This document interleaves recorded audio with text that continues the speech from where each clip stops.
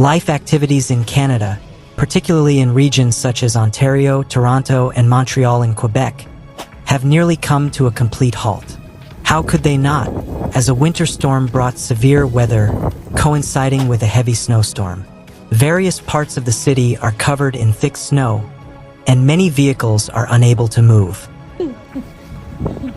Ay, Brad! Ayan mga kaibigan, naglalaro ang mga bata.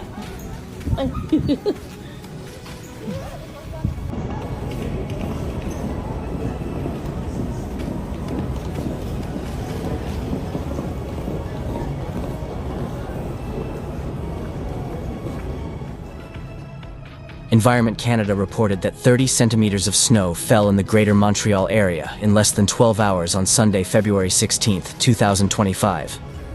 It is even predicted that Montreal and Quebec City will experience snowfall up to 40 centimeters by the end of Monday, February 17, 2025.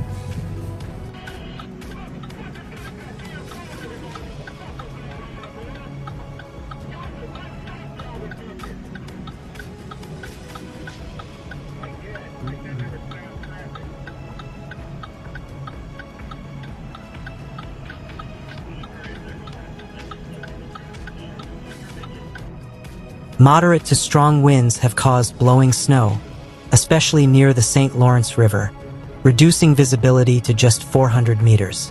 This led to the issuance of a snowstorm warning and urged residents to avoid unnecessary travel.